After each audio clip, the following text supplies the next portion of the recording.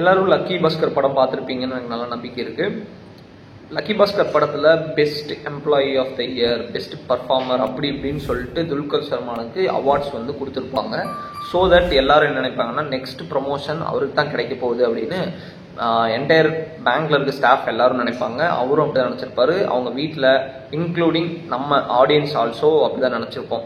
But director அங்கே ஒரு twist வச்சிருப்பாரு. என்ன அப்படின்னு பார்த்தீங்கன்னா அவருக்கு கிடைக்காது அந்த ப்ரொமோஷன், வேற ஒரு பர்சன் கிடைக்கும். இதுக்கு என்ன ரீசன் அப்படின்னு எல்லாரும் காசிப் பேசுவாங்க. பட் மேனேஜர் சொல்ற ரீசன், பாஸ்கர் நீ நல்லா வேலை செஞ்ச, நான் இல்லைன்னு சொல்ல, பட் அந்த பர்சன், அவனை பேர் ஏதோ சொல்லிடுவார் தேவையில்லை, தட் பர்சன் நிறைய கிளைண்ட்ஸை உள்ள கொண்டு வந்தார்.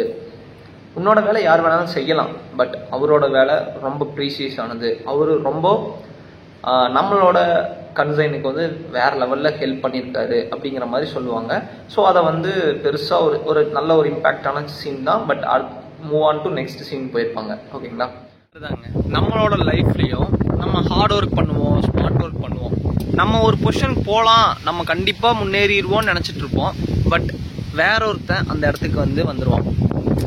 அவன் ஹார்ட் ஒர்க் பண்ணுறான், வாட் எவர் இட் இஸ் போகிறான், அவனும் இந்த மாதிரி தானே ட்ரை பண்ணியிருப்பான். பட் அவங்களால மட்டும் முடியுது, நம்மளால ஏன் முடியல? இது என்னைக்காவது யோசிச்சிருக்கீங்களா? இதை பற்றி தான் இந்த வீடியோவில் நம்ம பேச போகிறோம். பேசலாமா? 1 2 3 4.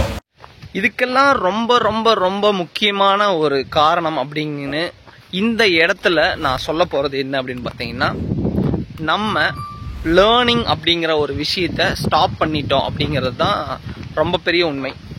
லேர்னிங் அப்படின்னா நான் என்னத்தை லேர்ன் பண்ணுறது, எனக்கு தான் லேர்ன் பண்ணுறதுக்குன்னு ஒன்றுமே இல்லையே அப்படின்னு நீங்கள் நினச்சிங்க அப்படின்னா உங்களை மாதிரி முட்டாள் வேற யாருமே கிடையாதுங்க. பொதுவாக நம்மளோட சொசைட்டி என்ன பண்ணுது, நீ பிறந்துட்ட, படிக்க போகிற, ஓகேவா, படிச்சுட்டு இருக்க, 10th ஒரு நல்ல மார்க் ஸ்கோர் பண்ணுற, இல்லை 12th நல்ல மார்க் ஸ்கோர் பண்ணுற, ஆஃப்டர் தட் ஒரு நல்ல காலேஜில் பிளேஸ் ஆகுற. அப்படி நீ பிளேஸ் ஆகலினாலும் கையில் காலில் விழுந்து காசை கொடுத்து ஏதாவது ஒன்று பண்ணி உன்னை பிளேஸ் பண்ண வைக்கிறாங்க. அங்கே நீ அரியர் வச்சிருந்தாலும் சரி வைக்கலினாலும் சரி அப்படி இப்படின்னு ஏதாவது ஒன்று கிளியர் பண்ணி தடுமாறி கிளியர் பண்ணி ஒரு வேலைக்கு நீ போய் ஜாயின் பண்ணிடணும். வேலைக்கு ஜாயின் பண்ணிட்டியா, அங்கே போயிட்டு மாடு மாதிரி வேலை செஞ்சீங்கன்னா உனக்கு கல்யாணம் பண்ணி வச்சிருவாங்க உடனே. இல்லை அப்படின்னா ஒரு வீட்டை கட்டு, கல்யாணத்தை பண்ணு, அப்புறம் குழந்தை குட்டிகள்லாம் பெற்றுக்கோ, அப்புறம் அவங்களுக்கு அதே லைஃப்பை செட்டில் பண்ணி விட்டுரு.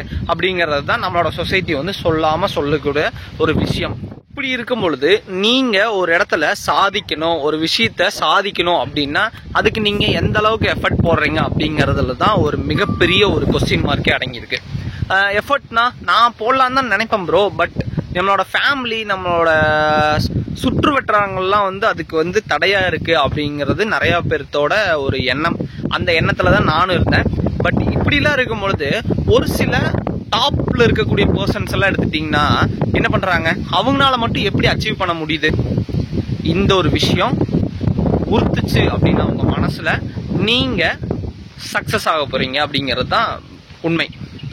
ஏன்னா ஒரு கொஸ்டின் எந்த இடத்துல பிறகுதோ அந்த இடத்துல தான் ஒரு ஆன்சர் கிடைக்கும். இந்த மாதிரி தாங்க இப்போ நம்மளோட சூப்பர் ஸ்டார் எடுத்துக்கோங்க. சூப்பர் ஸ்டார் கிட்டத்தட்ட 50 இயர்ஸா ஃபீல்ட்ல இருக்காரு. கிட்டத்தட்ட இவ்வளோ நாளா அவரால் எப்படி டாப் 1லயே இருக்க முடியுது? அவருக்கு எகெயின்ஸ்டா, அவருக்கு ஆப்போசிட்டா நிறைய பேர் வந்தாங்க.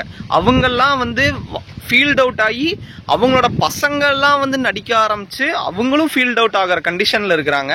ஆனா super star still super star number 1. அவரால் எப்படி அதை அச்சீவ் பண்ண முடியுது? இது உங்களால யோசிச்சிருக்கீங்களா? கண்டிப்பா எல்லாரும் கண்டிப்பா இதை யோசிச்சிருக்கக்கூடிய ஒரு விஷயம்தான்.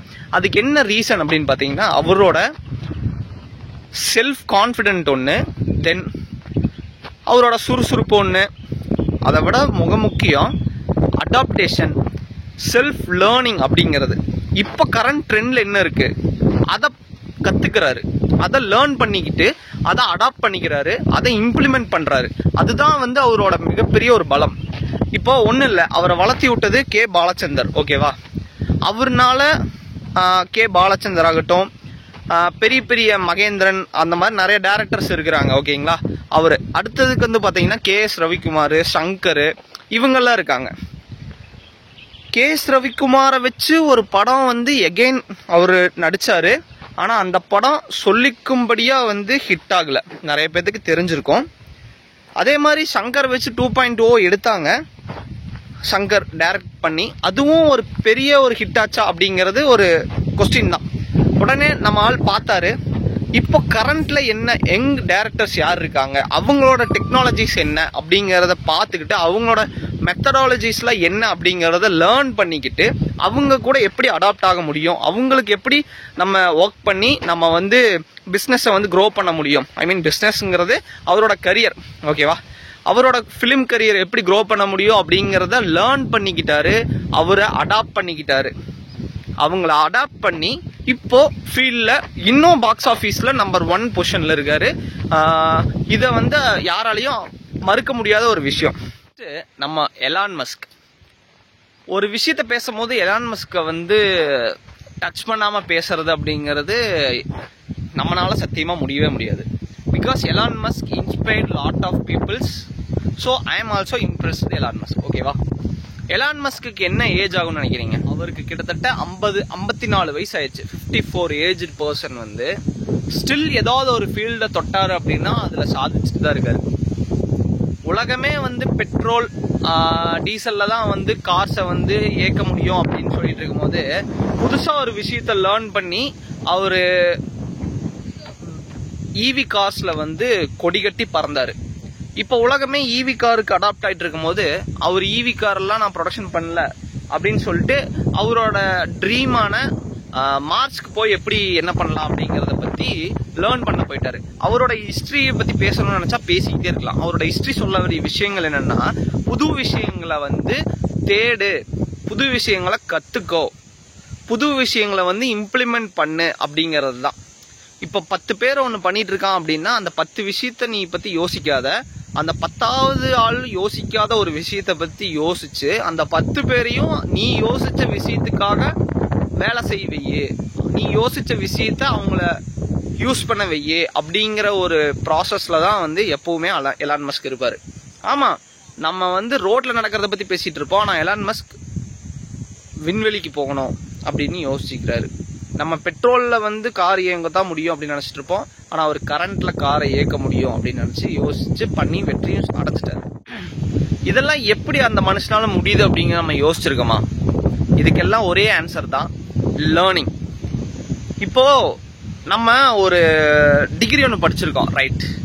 நம்மளோட மைண்ட் செட் எப்படின்னா, நம்ம என்ன படிச்சிருக்கோமோ அதுக்குண்டான வேலையை தான் நம்ம செய்யணும், ஓகேவா? நம்ம வேலைக்கு போயிட்டோம், அதோட நம்மளோட எஜுகேஷன், நம்மளோட லேர்னிங் அப்படிங்கிறது ஸ்டாப் ஆயிருச்சு அப்படிங்கிற மாதிரி ஒரு தவறுதலான ஒரு விஷயத்த வந்து நம்ம கடைபிடிச்சிட்டு இருக்கோம். மாதிரி நார்மல் பீப்புள் திங்க் பண்ற எந்த ஒரு விஷயத்தையும் டாப்ல இருக்கக்கூடிய அந்த சக்சஸ்ஃபுல் பர்சன்ஸ் யாருமே கடைபிடிக்கிறது இல்லை அப்படிங்கறதா ஒரு மிகப்பெரிய உண்மை. ஸோ இது மூலமா நாம என்ன பண்ண போறோம் அப்படிங்கறதா ஒரு மிகப்பெரிய கொஸ்டின் இருக்கு.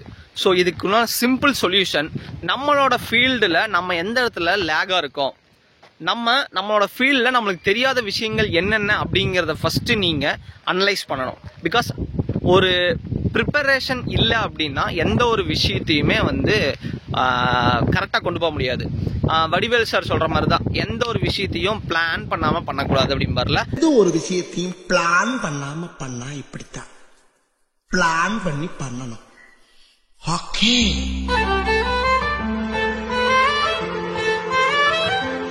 அந்த மாதிரிதான். ஸோ உங்களுக்கு எந்த விஷயம் வராம இருக்கு, தெரியாம இருக்கு அப்படிங்கறத ஃபர்ஸ்ட் அனலைஸ் பண்ணி அதை நோட் பண்ணிக்கோங்க. தென் செகண்ட், உங்களுக்கு ஒரு டைமை வந்து ஃபிக்ஸ் பண்ணணும். அந்த டைம்ல நீங்க வேற எந்த வேலையும் செய்யக்கூடாது. மார்னிங் ஒரு 1/2 an hour நான் படிக்கிறேன் அப்படின்னு நீங்க பிளான் பண்ணீங்க அப்படின்னா, அந்த விஷயத்தை கத்துக்கிறேன் அப்படின்னு பிளான் பண்ணீங்கன்னா, அந்த மார்னிங்ல ஒரு 6 to 6:30 இல்லாட்டி 7 to 7:30 இல்ல 5 to 5:30 அந்த எந்த ஒரு சர்டன் டைமா இருந்தாலும் பரவாயில்ல, 1/2 an hour வந்து நீங்க லேர்ன் பண்ணிக்கிறேன் அப்படிங்கறத மனசுல எடுத்துக்கோங்க. அதுக்கு ஏத்த மாதிரி நீங்க ஷெட்யூல் பிளான் பண்ணிட்டீங்க. இப்போ பிளான் பண்ண அந்த ஷெட்யூலுக்கு ஏத்த மாதிரி நீங்க லேர்ன் பண்ண ஆரம்பிங்க. நீங்க லேர்ன் பண்றது எதுல இருந்து லேர்ன் பண்றீங்க அப்படின்னா, மொபைல்ல வச்சுக்கிட்டு ஒரு யூடியூப்ல வந்து நான் லேர்னிங் கிளாஸ் இருக்கு, ஓகே, ஆல்ரெடி நிறைய டுட்டோரியல்ஸ் வந்து யூடியூப்லயே அவைலபிளா இருக்கு, அதை நீங்க லேர்ன் பண்ண போறோம் அப்படின்னு எடுத்து வச்சீங்கன்னா சத்தியமா 1/2 மணி நேரத்துல first starting 5 minutes to 10 minutes நீங்க படிப்பீங்க, இல்லாட்டி லேர்ன் பண்ணுவீங்க. அதுக்கப்புறம் சத்தியமா உங்களால கான்சன்ட்ரேஷன் பண்ண முடியாது. சோ தட் நீங்க என்ன பண்றீங்க அப்படின்னா, பிசிக்கல் புக்கா நீங்க வந்து பை பண்ணிக்கோங்க. மொபைல் போனை தூக்கி தூர வீசிட்டு நீங்க ஒன்னா உங்களோட புக்லயோ ஏதாவது ஒரு புக்கை நீங்க பை பண்ணிருப்பீங்களா, அந்த புக் மூலியமாவோ இல்ல நோட்ல நோட் பண்ணி வச்சுட்டு நோட்ஸ் மூலியமாவோ நீங்க லேர்ன் பண்ண ஆரம்பிச்சீங்க அப்படின்னா உங்களால கொஞ்சம் கொஞ்சமா லேர்னிங்க ஸ்டார்ட் பண்ண முடியும். அப்படி லேர்னிங்க ஸ்டார்ட் பண்ணி நீங்க ஒரு 1 வீக் கஷ்டமா இருக்கும், அதுக்கு ப்ரிப்பேர் ஆகுங்க. 1 வீக் கடைபிடிங்க. டேம் ஷியோர் அடுத்த 10 நாள் உங்களுக்கு எப்படி போகுதுன்னே தெரியாது. இதே மாதிரியே ஒரு வாரம் 1 மாசம் நீங்க ட்ரை பண்ணிட்டீங்க அப்படின்னா உங்களால வேற லெவல்ல வந்து லேர்ன் பண்ணிருக்க முடியும். பொதுவாகவே வீடியோஸ் மூலியமா நீங்க லேர்ன் பண்றதை விட புக்கு மூலியமா கன்சியூம் பண்ணீங்க அப்படின்னா ரொம்ப ரொம்ப யூஸ்ஃபுல்லா இருக்கும். இதை இன்னும் சொல்லணும்னா ஒரு நாளைக்கு ஒரு 10 பேஜ் நீங்க புக்கு படிச்சீங்கன்னா போதுங்க. ஒரு 10 பேஜ் நம்ம புக்கு படிச்சா, not only you, me also, ஒரு நாளைக்கு ஒரு 10 பேஜ் நான் கம்பல்சரி படிக்கிறேன் அப்படின்னு நம்ம திட்டவட்டமா முடிவு பண்ணிட்டோம்னா 365 நாள்ல 10 பேஜ்னு படிச்சீங்கன்னா எவ்வளவு புக்கு நீங்க படிக்கலாம். Every book teach every lesson. அந்த புக்கு மூலியமா நீங்க வந்து ஒரு ஆத்தரோட எக்ஸ்பீரியன்ஸை வந்து நீங்க நம்ம கிராப் பண்ணிக்கிறோம். அதுக்கப்புறம் போறோம் அப்படின்னா பாட்காஸ்ட் அப்படிங்கிறது பாத்தீங்கன்னா முதல்லலாம் வந்து போரிங்கா இருந்தது. இப்போ நல்ல இன்ட்ரெஸ்டிங்கான பாட்காஸ்ட்லாம் நிறைய வந்திருக்கு. அல்லுசிலாம் வந்து பாட்காஸ்ட் பண்ணிட்டு இருப்பாங்க, அதெல்லாம் நமக்கு தேவையே இல்லை. அச்சீவ் பண்ணவங்க பாட்காஸ்ட் அப்படிங்கிறது யூடியூப்லயும் ஆகட்டும் ஸ்பாட்டிஃபைல நிறைய இருக்கு. ஸோ அது மூலியமா நம்மளோட லேர்னிங் அப்படிங்கிறத வந்து எடுத்துக்கலாம். Experience is the best master in the world. நீங்க எந்த யூனிவர்சிட்டியில படிச்சீங்கனாலும் சரி, எந்த காலேஜ்ல போய் படிச்சாலும் கிடைக்காத லெசனை எக்ஸ்பீரியன்ஸ் அப்படிங்கிறது தான் கொடுக்கும். நீங்க ஒரு விஷயத்துல எக்ஸ்பீரியன்ஸ் பண்ணணும், ஒரு விஷயத்தை கத்துக்கணும் அப்படின்னு நினைச்சீங்கன்னா ஃபர்ஸ்ட் அந்த விஷயத்த ட்ரை பண்ணுங்க. இப்போ எனக்கு என்னன்னா, நான் வந்து I am a fashion designer, ஓகேவா. நான் வந்து ஸ்டிச் பண்ணணும், அதாவது ஒரு கார்மெண்ட் ஒரு காஸ்டியூமை வந்து மேக் பண்ணணும் அப்படின்னு நான் ஆசைப்படுறேன் அப்படின்னா என்னால முடியாது அப்படின்னு நான் நினைச்சிட்டு முடியாது அப்படின்ட்டு நான் விட்டுட்டேன் அப்படின்னா என்னால சத்தியமா முடியாது. ஸோ நான் என்ன பண்ண போறேன், என்ன பண்ணிட்டு இருக்கேங்கிறது தான் உண்மை.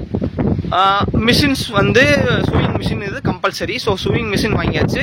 இப்போ ஒரு 1 மந்த்தா நான் வந்து டெய்லரிங் வந்து பண்ணிட்டு இருக்கேன். ஏன்னா நான் வந்து காலேஜ் டேஸ்ல படிக்கும் போது தைச்சது, கிட்டத்தட்ட ஒரு 8 வருஷத்துக்கு முன்னாடி தைச்சதை இப்போ திரும்பவும் தைக்க ஆரம்பிச்சிருக்கேன்.